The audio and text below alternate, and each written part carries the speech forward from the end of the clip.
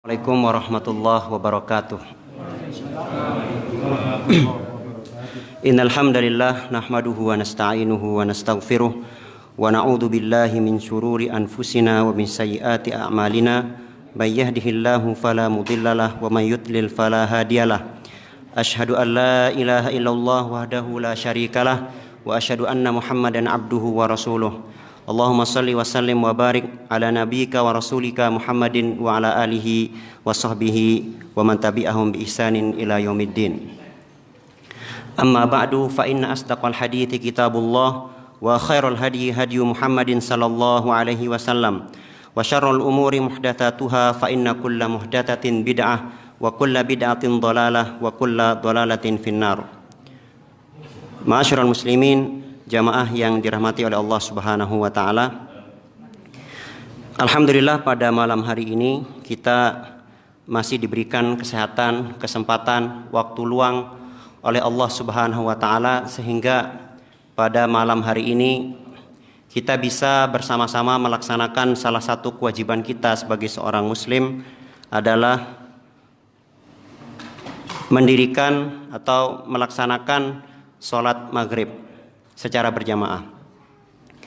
Dan ini harus kita syukuri karena ini adalah nikmat dari Allah Subhanahu wa taala.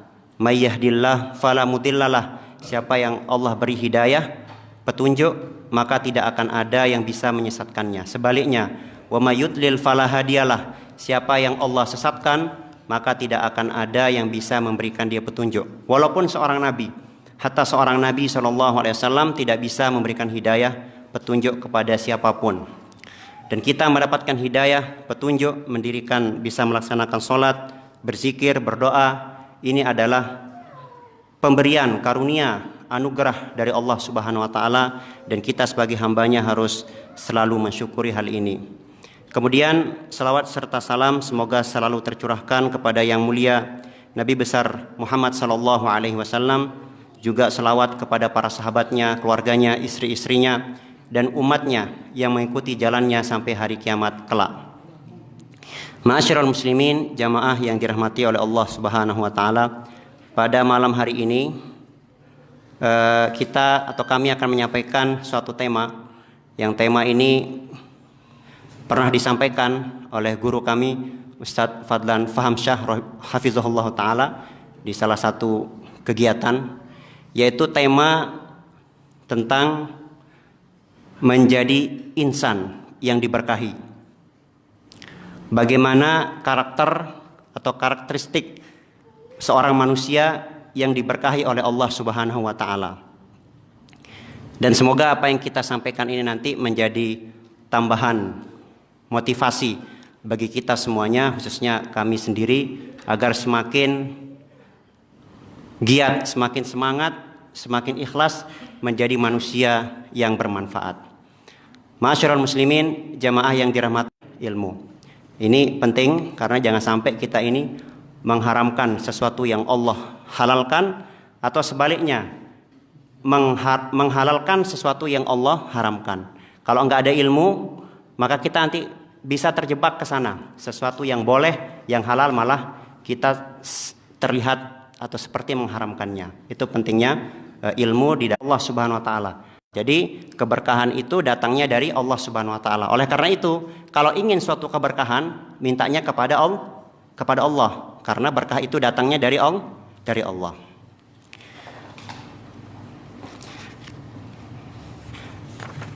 Kemudian para jamaah yang dirahmati oleh Allah Subhanahu wa taala, sesuai dengan tema kita pada malam hari ini, yaitu menjadi insan yang diberkahi.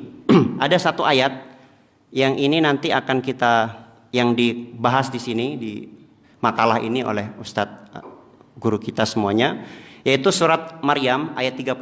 Allah berfirman, wa ja'alani mubarakan ainama kuntu. Dan Allah Subhanahu wa taala menjadikan aku, ini kata Nabi, firman Allah menceritakan kisah Nabi Isa. Dan Isa mengatakan, dan Allah Subhanahu wa taala menjadikan aku mubarakan, hamba yang diberkahi, ainama kuntu, dimanapun aku berada.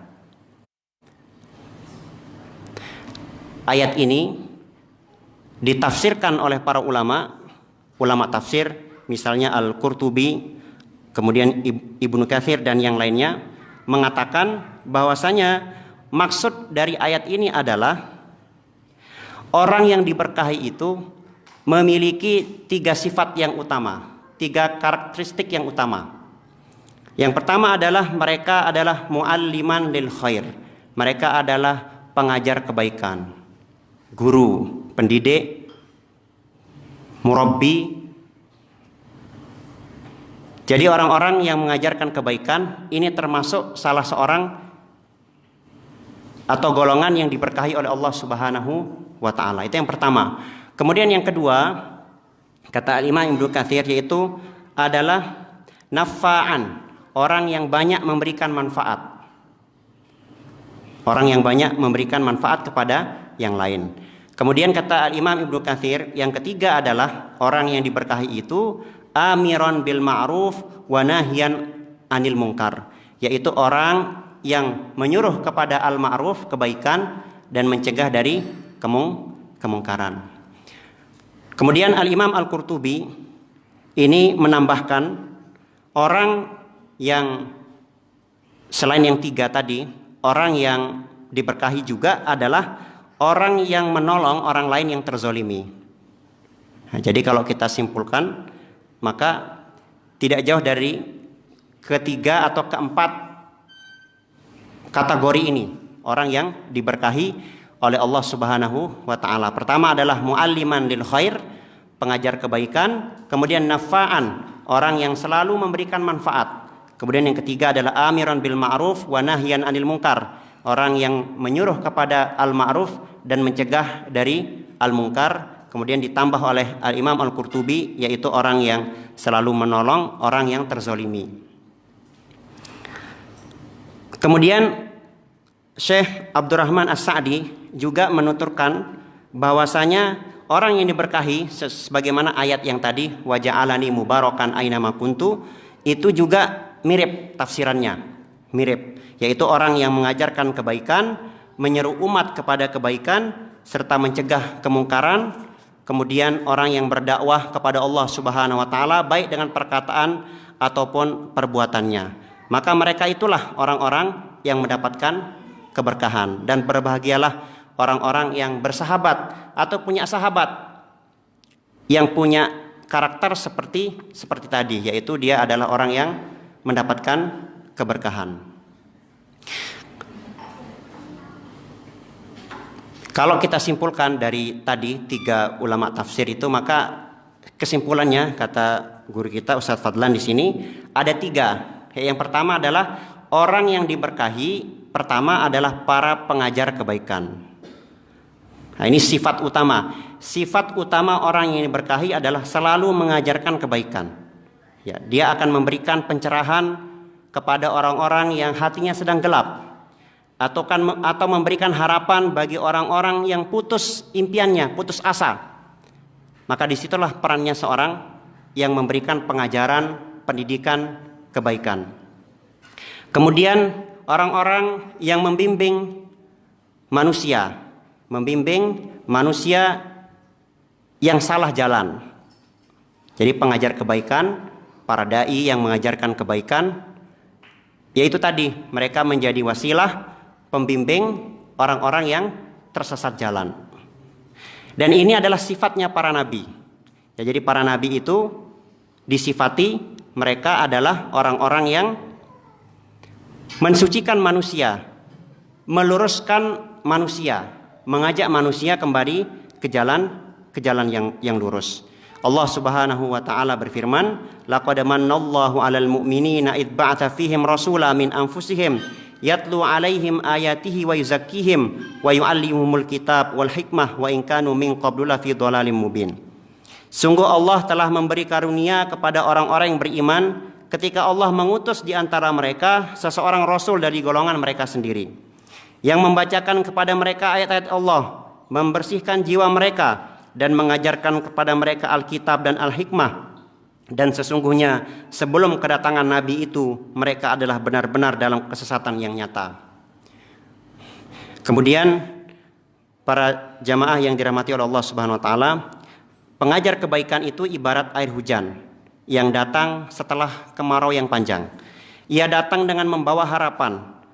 Turunnya telah menyapa tanah yang gersang, membasahi setiap jengkal tanah kehidupan, dan dia telah membuat bahagia makhluk yang hampir mati kehausan. Maka itulah perumpamaan para pengajar kebaikan. Sebagaimana hal ini jelas terlihat di dalam sabda Rasul sallallahu alaihi wasallam.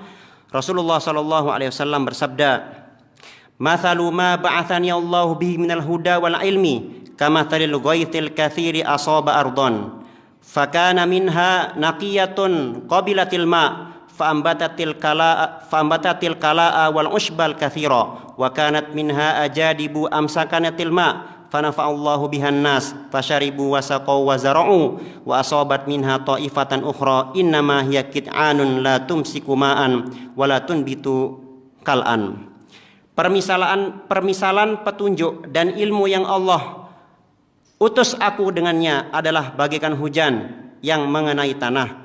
Maka ada tanah yang baik yang bisa menyerap air sehingga menumbuhkan tumbuh-tumbuhan dan rerumputan yang banyak. Di antaranya juga ada tanah yang gersang yang dia hanya bisa menampung air namun tidak bisa menyerap ke dalamnya. Maka dengan genangan air tersebut Allah memberikan manfaat untuk banyak orang sehingga manusia dapat mengambil air minum dari tanah ini. Lalu manusia dapat memberi minum untuk hewan ternaknya dan manusia dapat mengairi tanah pertaniannya. Jenis tanah ketiga adalah tanah yang tidak bisa menampung dan tidak bisa juga menyerap air. Para jamaah yang dirahmati oleh Allah Subhanahu wa taala, juga di dalam firman Allah Subhanahu wa taala Allah berfirman, "Wa nazzalna minas sama'i ma'an mubaraka fa'ambatna bihi jannatin wa habbal hasid."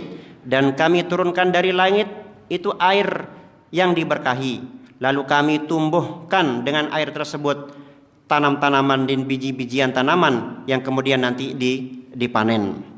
Inilah perumpamaan seseorang yang mengajarkan kebaikan, yaitu orang yang kehadirannya ditunggu-tunggu. Kaumnya menunggunya, ditunggu untuk memberikan pencerahan, untuk meluruskan kesesatan. Dan mereka ini adalah orang-orang yang Allah Subhanahu wa taala atau para yang mana Allah Subhanahu wa taala dan seluruh makhluk baik di bumi ataupun di langit sana, sampai-sampai semut di lubangnya atau di rumahnya, dan sampai-sampai ikan di lautan pun mereka mendoakan orang-orang yang mengajarkan kebaikan. Rasulullah sallallahu alaihi wasallam bersabda, "Innallaha wa malaikatahu wa ahlas samawati wal ardi hatta namlata fi juhriha wa hatta al-huta la yusalluna ala muallimin nasil khairi." Sesungguhnya Allah dan para malaikat serta seluruh makhluk di langit dan di bumi, sampai semut dalam lubangnya dan ikan di lautan, benar-benar mendoakan kebaikan bagi orang-orang yang mengajarkan kebaikan kepada manusia. Hadis ini menyebutkan bahwasanya hewan-hewan pun ikut mendoakan para pengajar kebaikan. Lalu pertanyaannya adalah, kenapa hewan-hewan ikut mengajarkan kebaikan, ikut mendoakan para pengajar kebaikan? Maka para ulama menjelaskan, karena dengan pengajar kebaikan inilah akhirnya kita tahu bagaimana cara menyembelih hewan. Kita tahu bagaimana cara adab kita ketika menyembelih hewan. Kalau tidak ada pengajar kebaikan, tidak ada yang mengajarkan manusia tentang bagaimana tata cara menyembelih hewan, maka tentu kita tidak ada petunjuk dalam menyembelih hewan itu. Makanya di sini disebut bahwasanya hewan-hewan juga ikut mendoakan kebaikan bagi orang-orang pengajar kebaikan. Ma'asyiral muslimin, jamaah yang dirahmati oleh Allah Subhanahu wa taala, keutamaan yang lain yang didapatkan oleh orang-orang yang mengajarkan kebaikan adalah sebagaimana sabda Rasul sallallahu alaihi wasallam, "Idza matal insanu inqata'a anhu amaluhu illa min thalathatin, illa min shadaqatin jariyatin aw ilmin yuntafa'u bihi aw waladin sholihin yad'u lahu." Jika seseorang itu mati, maka terputuslah darinya seluruh amalnya kecuali 3 hal: sedekah jariahnya, ilmu yang diambil manfaatnya, atau anak soleh yang mendoakannya. Di sini salah satu amalan yang akan terus kita dapatkan pahalanya adalah menyebarkan ilmu, mengajarkan kebaikan, mengajarkan ilmu, sehingga orang-orang pun bisa mengambil manfaat dari ilmu kita. Maka berbahagialah orang-orang yang memiliki orang yang akan mewarisi ilmunya. Maka berbahagialah ada orang datang kepada kita, memohon kepada kita untuk minta diajarkan ilmu. Maka ini adalah tandanya kita orang yang diberkahi oleh Allah Subhanahu wa taala. Ada orang yang datang ingin belajar ngaji ke kita, maka kita ajarkan. Ini tandanya Allah sedang memberikan petunjuk kepada kita akan ada orang yang mengambil manfaat dari ilmu kita. Maka hendaklah bagi para pengajar kebaikan selalu membangun, membersihkan niatnya karena Allah Subhanahu wa taala. Karena mengajarkan kebaikan itu adalah amal yang besar, amal yang keutamaannya akan terus mengalir selama ilmu yang dia ajarkan itu bermanfaat bagi orang yang mempelajarinya. Ma'asyiral muslimin, jamaah yang dirahmati oleh Allah Subhanahu wa taala.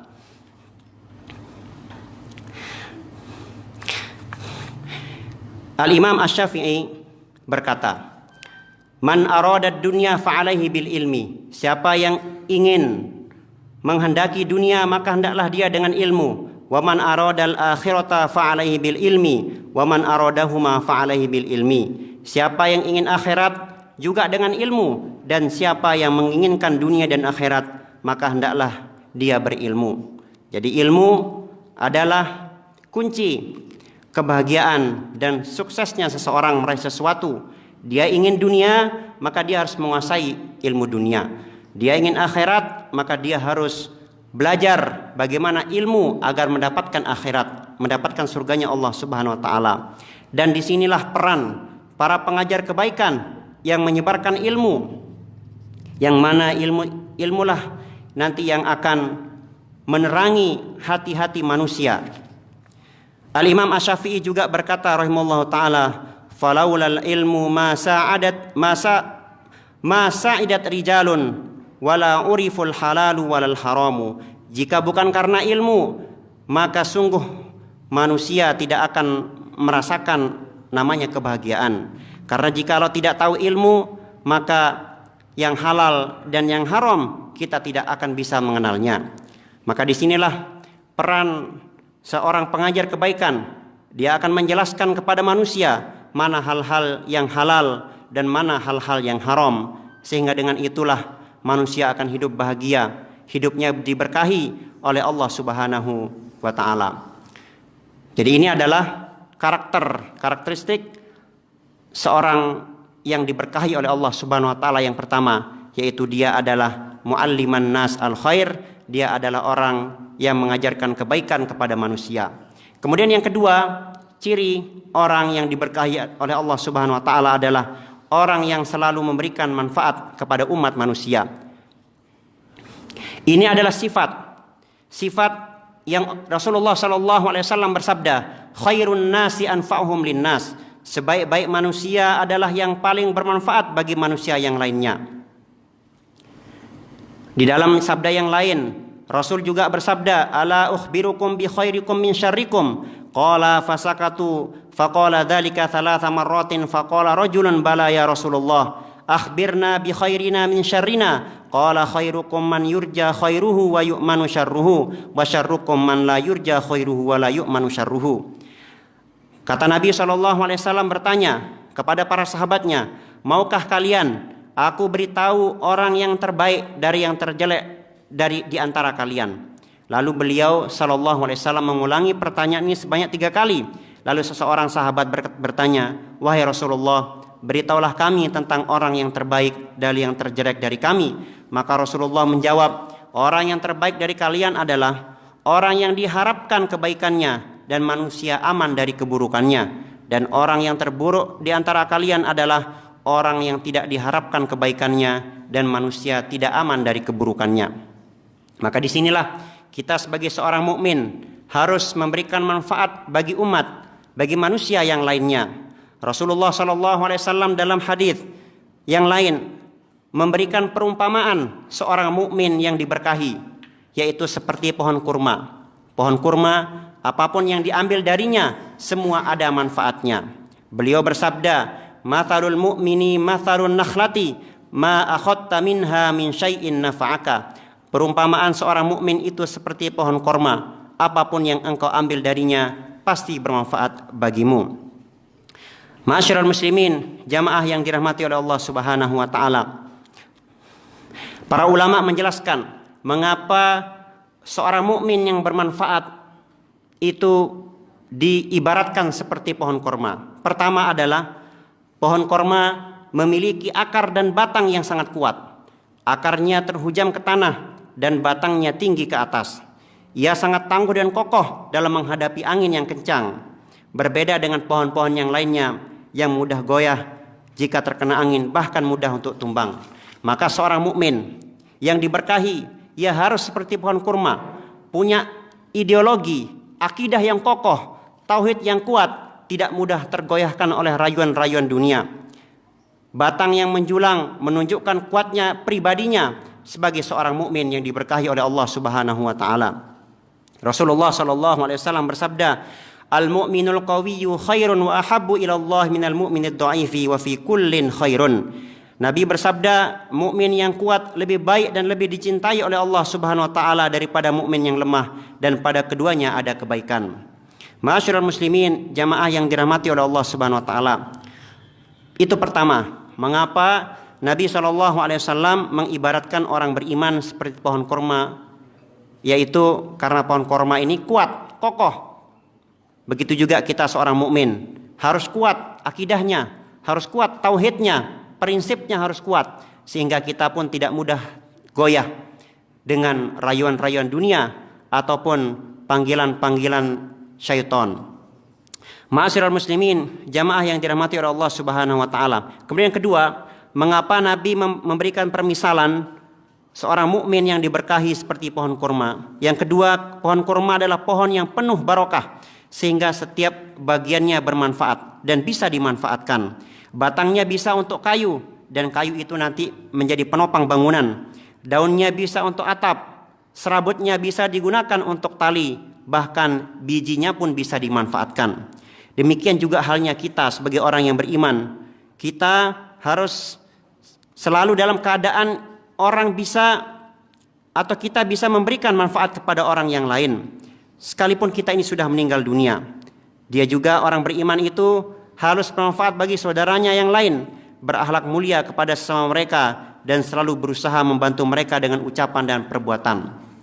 Kemudian yang ketiga, mengapa pohon kurma menjadi permisalan di dalam hadis Nabi SAW? Karena pohon kurma tidak menggugurkan daunnya. Ia terus memberikan keteduhan bagi orang yang bernaung di bawahnya. Begitulah perumpamaan seorang mukmin yang diberkahi. Ia tidak pernah berhenti dari memberikan manfaat kepada orang lain, selalu memberikan keteduhan bagi orang yang datang kepadanya, tidak menolak untuk memberi bantuan kepada sesama. Jika kita adalah orang yang mukmin yang selalu memberi manfaat, maka berbahagialah karena kita adalah orang yang diberkahi. Ma'asyiral muslimin yang dirahmati oleh Allah Subhanahu wa taala, jika ada sifat dari ketiga sifat ini ada pada diri kita, maka kita harus berbahagia dan bersyukur kepada Allah Subhanahu wa taala atas nikmat ini, yaitu kita adalah orang yang kokoh akidahnya, kemudian kita pun bisa memberikan manfaat kepada orang lain. Manfaat pada orang lain bukan hanya dari satu sisi, karena kurma memberikan manfaat bukan hanya dari akarnya, tapi dari seluruhnya. Kita upayakan bisa memberikan manfaat dari sisi pikiran kita, tenaga kita, waktu kita, harta kita, bahkan jiwa kita. Maka kita harus memberikan manfaat kepada manusia bukan hanya dari satu sisi, tapi kita upayakan dari seluruh sisi, sebagaimana pohon kurma yang dia memberikan manfaat bukan hanya daunnya, tetapi seluruhnya, bahkan sampai akarnya pun bisa memberikan manfaat kepada manusia. Maka seorang mukmin yang diberkahi harus memiliki sifat seperti ini, yaitu dia nafa'an, banyak memberikan manfaat kepada manusia. Kemudian sifat orang yang diberkahi yang ketiga adalah orang yang mengajak kepada amar ma'ruf dan mencegah dari perbuatan yang mungkar. Ini adalah sifat seorang mukmin yang diberkahi oleh Allah Subhanahu wa taala. Mereka berupaya mencegah manusia dari kemungkaran. Mereka berupaya menjadi pembuka pintu-pintu kebaikan dan menjadi penutup pintu-pintu kejelekan. Tentu dengan kemampuan kita masing-masing. Ada yang dengan media sosialnya, ada yang dengan hartanya, kemudian ada juga yang dengan waktu, ilmu dan pikirannya. Maka di sini orang mukmin yang diberkahi melihat saudaranya yang salah dan menyimpang, dengan pandangan kasih sayang dan rahmat dia berusaha mengajaknya kembali ke jalan yang benar. Karena begitulah para nabi yang alaihi wassalam, mereka adalah orang-orang penyayang yang sangat welas kasih kepada umatnya. Di antara mereka ada yang diusir, kemudian dipukul, dilempari batu, bahkan dihujani anak panah dan tombak hingga ia mengusap darah yang mencucur di wajahnya. Meskipun demikian, para nabi mendoakan kebaikan bagi umatnya. Mereka berdoa, Allahumma ghfirli, Allahumma ghfirli qaumi fa innahum la ya'lamun. Ya Allah, ampunilah kaumku karena sesungguhnya mereka belum mengetahui. Ma'asyiral muslimin, jamaah yang dirahmati oleh Allah Subhanahu wa taala, seorang mukmin yang diberkahi tidak membalas kejelekan dengan kejelekan, tetapi ia tetap berakhlak yang mulia meskipun kepada musuhnya. Aisyah radhiyallahu taala anha, beliau bercerita, orang-orang Yahudi pernah mendoakan keburukan kepada Rasulullah sallallahu alaihi wasallam. Maka Aisyah pun menyahut, ya semoga juga atas kalian dan laknat Allah ke atas kalian. Jadi Aisyah radhiyallahu taala anha membalas doanya orang Yahudi tersebut. Akan tetapi Rasulullah sallallahu alaihi wasallam menegur Aisyah. Beliau bersabda, "Mahlan ya Aisyatu, alaiki birrifqi wa iyyaki wal unfa wal fusha." Qalat awalam tasma' ma qalu, qala awalam tasma'i ma qultu, radtu alaihim fayustajabu li fihim wa la yustajabu lahum fiyya. Kata Nabi SAW, mahlan ya Aisyah, pelan-pelan wahai Aisyah, bersikap lembuhlah kamu, hati-hatilah dari kekerasan dan kata-kata yang kotor. Padahal boleh membalas keburukan dengan keburukan. Tetapi di sini Nabi SAW menasihati istrinya, ibunda kita semuanya Aisyah radhiyallahu taala anha, yaitu agar bersikap lemah lembut, hati-hati, jangan sampai membalas sesuatu kekerasan dengan kekerasan dan membalas sesuatu kata yang kotor dengan kata-kata yang kotor. Aisyah pun menjawab, tidakkah Anda dengar apa yang mereka ucapkan ya Rasulullah? Rasulullah bersabda, apakah engkau tidak mendengar jawabanku? Aku membalas ucapan salam mereka atas kalian juga, maka Allah mengabulkan doaku untuk mereka, sedangkan doa mereka tidak dikabulkan atasku. Ma'asyiral muslimin, jamaah yang dirahmati oleh Allah Subhanahu wa taala. Maka dari itu orang yang diberkahi selalu berusaha membawa umat menuju kebaikan, memperbaiki yang rusak, mendamaikan yang bertikai, mengajak yang ma'ruf dan mencegah yang mungkar. Mereka adalah manusia pilihan, manusia terbaik yang pernah Allah keluarkan di muka bumi. Allah berfirman, kuntum khaira ummatin ukhrijat linnas ta'muruna bil ma'ruf wa tanhauna 'anil munkari wa tu'minuna billah. Kata Allah Subhanahu wa taala, kalian adalah umat terbaik yang dilahirkan untuk manusia, menyuruh kepada yang ma'ruf serta mencegah dari kemungkaran, dan kalian beriman kepada Allah Subhanahu wa taala. Ma'asyiral muslimin, jamaah yang dirahmati oleh Allah Subhanahu wa taala, orang yang diberkahi selalu mengajak manusia ke jalan Tuhannya, tidak menyeru kepada golongannya atau kelompoknya, akan tetapi mereka mengajak manusia agar kembali ke jalan Allah Subhanahu wa taala. Allah taala berfirman, "Qul hadhihi sabili ad'u ila Allah ala basiratin ana wa man ittaba'ani wa subhanallah wa ma ana minal musyrikin." Katakanlah, inilah jalan agamaku, aku dan orang-orang yang mengikutiku mengajak kepada Allah dengan hujjah yang nyata. Maha suci Allah, dan aku tidak termasuk orang-orang yang menyekutukan Allah Subhanahu wa taala. Orang yang diberkahi, mereka selalu mengajak manusia kembali kepada jalan Allah, jalan yang lurus, jalan Tuhannya, jalan yang nanti akan menyelamatkan dia dari siksa api nerakanya Allah Subhanahu wa taala, bukan menyeru kepada golongannya, kepada mazhabnya, kepada kelompoknya, kepada organisasinya, akan tetapi murni dia mengajak manusia kembali kepada Allah Subhanahu wa taala. Ma'asyiral muslimin, jamaah yang dirahmati oleh Allah Subhanahu wa taala. Oleh karena itu, hendaklah bagi kita semua yang mengajak manusia kepada jalan yang lurus, memperingati manusia dengan agar menghindari keburukan, menghindari kemungkaran, maka hendaklah kita membangun itu semua di atas basirah, di atas ilmu dan bukti yang nyata. Dan ilmu itu mencakup 3. Ketika kita menyampaikan ilmu, maka ilmu itu mencakup 3 hal.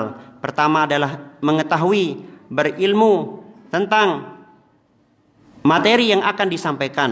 Seorang dai, seorang pejuang, seorang guru, seorang yang mencegah kepada amar ma'ruf nahi mungkar, dia harus menyampaikan ilmu tersebut berdasarkan hujjah yang nyata, berdasarkan dalil.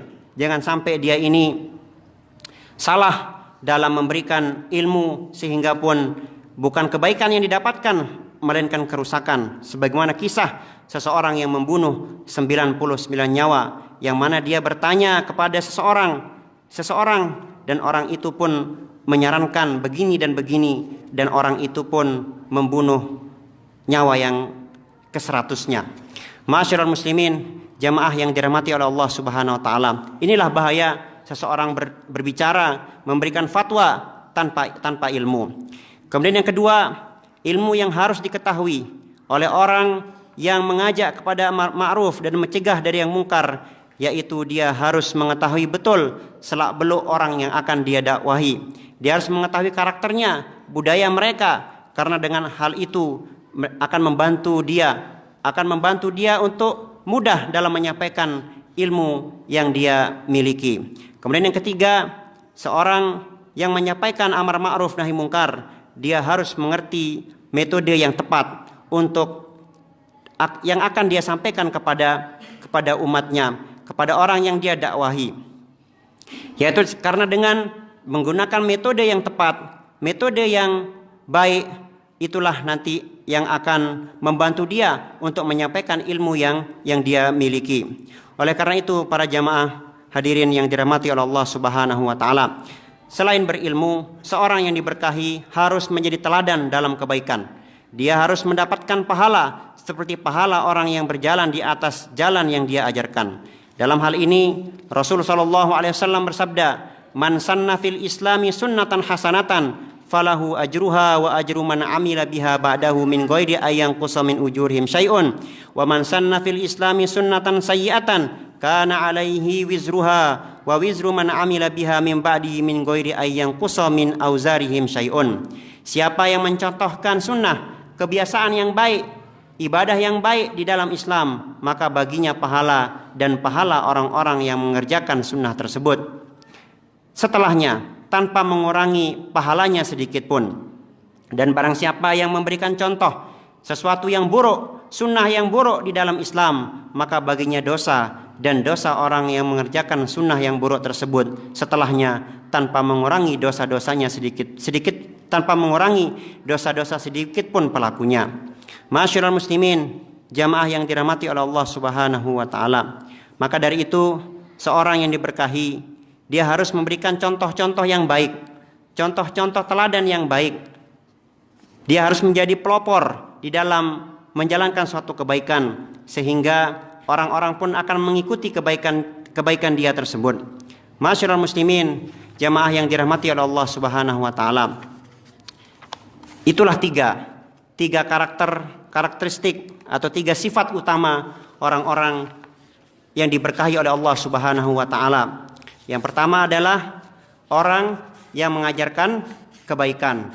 Kemudian yang kedua adalah orang yang selalu memberikan manfaat bagi umat manusia. Kemudian yang ketiga adalah orang-orang yang memerintahkan manusia kebaikan dan mencegah mereka dari keburukan. Demikianlah yang bisa kami sampaikan pada kesempatan yang berbahagia ini. Semoga bermanfaat dan semoga Allah Subhanahu wa taala menjadikan kita hamba-hambanya yang selalu diberkahi olehnya, yaitu kita diberikan taufik serta hidayah sehingga mudah untuk mengajarkan kebaikan, mudah memberikan manfaat kepada orang lain, serta mudah memerintahkan kepada kebaikan dan mencegah manusia dari keburukan. Kurang lebihnya mohon maaf, semoga bermanfaat. Wa sallallahu ala nabiyina Muhammadin wa ala alihi wa sahbihi wasallam. Walhamdulillahirabbil alamin. Assalamualaikum warahmatullahi wabarakatuh.